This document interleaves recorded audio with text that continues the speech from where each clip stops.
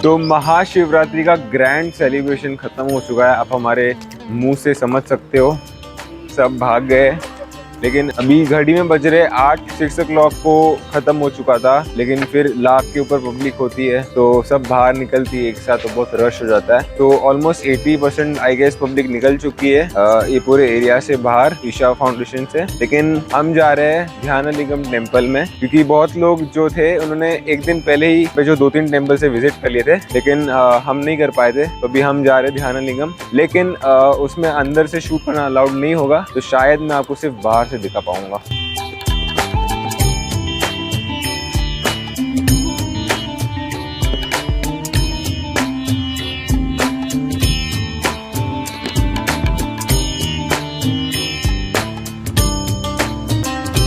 तो ईशा योगा सेंटर से हम रवाना हुए ऊटी के लिए, और बीच में हमें प्रभाकर अंकल ने नारियल पानी की पार्टी दी। अब प्रभाकर अंकल कौन है मैं आपको बताऊंगा कुछ ही देर में। और हमने खाई गौरी कृष्णा में ऑथेंटिक साउथ इंडियन थाली, जिसका एक्सपीरियंस लाजवाब था। कोयम्बतूर में अनाई मलाई पोलाची में स्थित मासानी अम्मन टेम्पल एक हिंदू देवी का मंदिर है जो बना हुआ है स्मशान भूमि पर। अब इस टेम्पल की कुछ फेमस कथाएं मैं शेयर करता हूँ। पहली कथा, ये जो मासानी अम्मन टेम्पल है ये एक धार्मिक पंडित ने बनाया था, क्योंकि इस गांव में एक मगुतसुरन नाम का एक असुर था जिसने गांव वालों का जीना मुश्किल कर दिया था।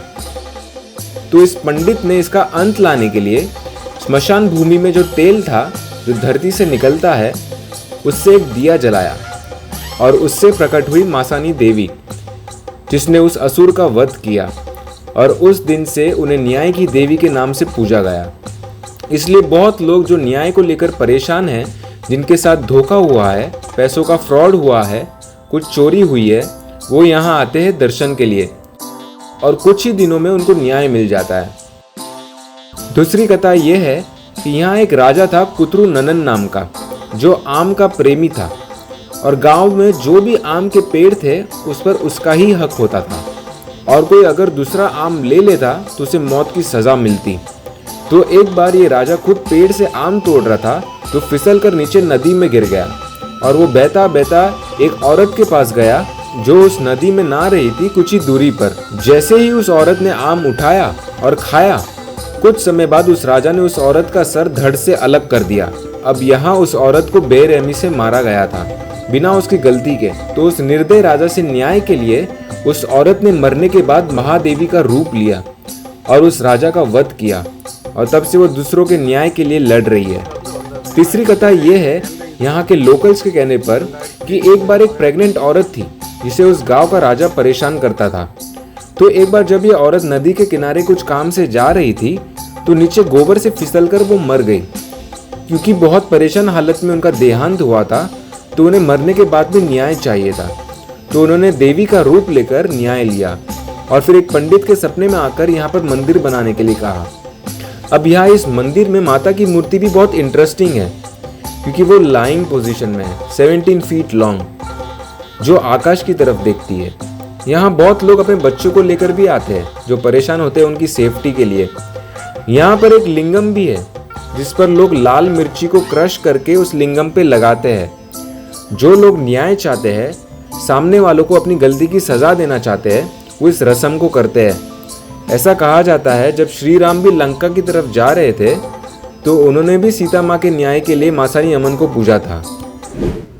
अब मसानी अम्मन मंदिर में दर्शन के बाद हमें बहुत लेट हो गया था, तो हमने डिसाइड किया कि हम सीधे ऊटी की तरफ निकलते हैं।